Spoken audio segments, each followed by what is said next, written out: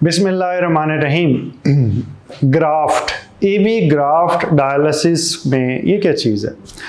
एक फिस्टुला होता है जो उसका मैं पिछली वीडियोस के अंदर एक सीरीज़ है जिसका जिक्र कर चुका हूँ, और एक ग्राफ्ट होता। फिस्टुला के अंदर तो आपकी ही दो खून की नालियाँ थीं और उनके दरमियान में खिड़की एक बना दी गई सर्जरी के ज़रिए, बाहर से कुछ नहीं डला। लेकिन ग्राफ्ट के अंदर बाहर से एक ट्यूब डलती है जिसे ग्राफ्ट नाम जाहिर है, और वो PTFE ग्राफ्ट या उसका टेक्निकल नेम है वो किस चीज़ का बना हुआ है। वैसे और भी कई मटेरियल है जिनसे अब बन रहा है। वो एक ग्राफ्ट का मटेरियल एक बनी बनाई सिंथेटिक नाली इस्तेमाल की जाती है और एक खून की शरीयान को दूसरे से जोड़ा जाता। अब ये जो ब्रिज बनाया जाता है, ये जो पुल बनाया जाता है, ये इस तरह का होता है कि ये स्किन के नीचे ही पड़ा होता, बाहर से कुछ नहीं नज़र आ रहा होता, और इसको अगर प्रिक किया जाए तो इसके ज़रिए डायलिसिस हो सकता। बड़ी करामत चीज़ है, जान बचाती है, बहुत सारे फ़ायदे हैं। लेकिन इसके कुछ डिफरेंसेस हैं जो मैं कोशिश करूँगा एक अलग वीडियो में फिस्टुला और ग्राफ्ट के आपस के डिफरेंसेस बताऊँ अगर लोग इंटरेस्टेड हुए। लेकिन ग्राफ्ट जो उनसे इसकी ज़रूरत कब पड़ती है वो मैं अभी जिक्र करना चाहता हूँ। ग्राफ्ट अमूमी तौर पे तब इस्तेमाल किया जाता है जब फिस्टुला ना बन सके किसी भी वजह से। मिसाल, नालियाँ बहुत कमज़ोर हैं, हाथ की फिस्टुला नहीं बन पाता, या फिस्टुला बना था लेकिन वो कामयाब नहीं रहा, किसी और जगह नहीं बन सकता, तो फिर ग्राफ्ट बनना चाहिए। नंबर 1 पे प्रेफरेंस फिस्टुला है, नंबर 2 पे प्रेफरेंस ग्राफ्ट है, और फिर नंबर 3 पे प्रेफरेंस जाके परमानेंट कैथेटर की आती है। पेरिटोनियल डायलिसिस भी एक मोडेलिटी है जिसके बारे में मैं अलग वीडियोस का इंशाल्लाह सिलसिला शुरू करूँगा कुछ अरसे में, लेकिन अभी का फोकस जो सा है वो आज की वीडियो में सिर्फ मैं ग्राफ्ट पे रखूँगा। ग्राफ्ट को दूसरे नंबर पे रखने की वजह यह है कि एक तो ये कुदरती नहीं है, महंगा है, और इसकी लाइफ फिस्टुला के निस्बत कम है। 3 वजूहात, तो बारी बारी इसका जिक्र करते हैं। कुदरती ना होने से मुराद मैं पहले बता चुका हूँ, एक ख़ास मटेरियल है जिसके ज़रिए से बनाया जाता है, नाली की शक्ल में होता है, खून की नालियों के साथ अटैच किया जा सकता है। तो ये जो कुदरत की चीज़ नहीं होती वो फिर कुदरत का 100% नेमुल बदल तो नहीं होती, चाहे वो 99% हो, 1% का डिफरेंट रह जाता। ख़र्चा, जब आपकी 2 खून की नालियों की खिड़की खुली थी तो उस खिड़की खुलने में कोई मटेरियल यूज़ नहीं हुआ, उसके अंदर कोई बाहर की चीज़ नहीं लगी। लेकिन ये जो ये ट्यूबिंग है ये काफ़ी महंगी होती है।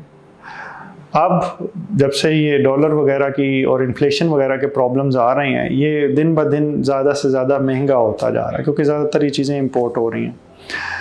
इस वजह से वो लोग जो ऑलरेडी गुर्दे के मसले की वजह से फाइनेंशियली बहुत ज़्यादा हिट हो चुके हुए हैं, उनके लिए ये बहुत बड़ा प्रॉब्लम बन जाता है कि अब वो एक ग्राफ्ट डलवाएं जो महंगा भी है और वो दूसरी तकलीफ़ के अंदर भी हैं, और उस बीमारी की वजह से वो कमा भी नहीं पा रहे और उस बीमारी के ऊपर उनके पैसे भी लग रहे हैं। मुश्किल सूरत हाल है, लेकिन ग्राफ्ट जो सा है इसी सूरत हाल के अंदर आपकी जान बचाने में बहुत अहम रोल प्ले कर सकता है, क्योंकि बाज़ का जब फिस्टुला भी बिल्कुल नहीं बन सकता तब भी ग्राफ्ट बन सकता। इसके बनाने से पहले क्या क्या टेस्ट करवाने होते हैं वो एक अलग टॉपिक है, वीनोग्राफी, डॉपलर और कुछ और चीज़ें, लेकिन उनका किसी अलग वीडियो में इंशाल्लाह जिक्र करेंगे। ग्राफ्ट जब बन जाता है तो मेरी आम लोगों से रिक्वेस्ट ये होगी कि वो अपने सर्जन से ज़रूर उसकी एक ड्राइंग अपने पास महफूज रखें कि आर्टरी किधर जुड़ी है और वेन किधर जुड़ी है। आपको अगर ना याद रहे ये लफ्ज़ तो बस अपने सर्जन से रिक्वेस्ट कर दें कि वो एक दफ़ा एक पेपर पे ड्रॉ कर दें कि उन्होंने कौन कौन सी खून की नालियों को जोड़ा, और फिर उसकी तस्वीर लेके अपने पास जीमेल पे, गूगल ड्राइव पे, इंटरनेट में भी रखें ताकि जब भी कभी ज़रूरत पड़े तो इस्तेमाल हो सकें। ज़्यादातर तजर्बाकार टेक्नीशियंस और डॉक्टर के पास जब आता है तो वो फ़र्ज समझ जाते हैं देख के, लेकिन अगर मैपिंग हो तो बस समटाइम्स कन्फ्यूजन नहीं होती।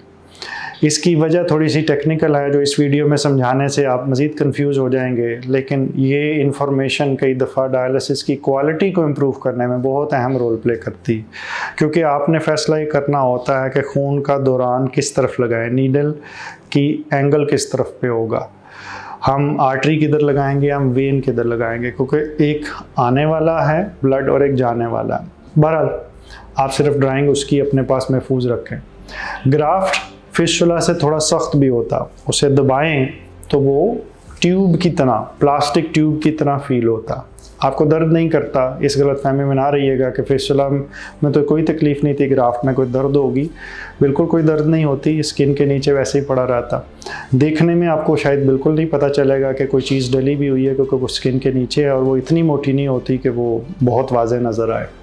और अमूमी तौर पे वो शर्ट के नीचे भी होती है, उसके इंसिजन्स भी ऐसे लगाए जाते हैं कि वो ज़्यादा विजिबल ना हो और आसानी से कवर हो सकें।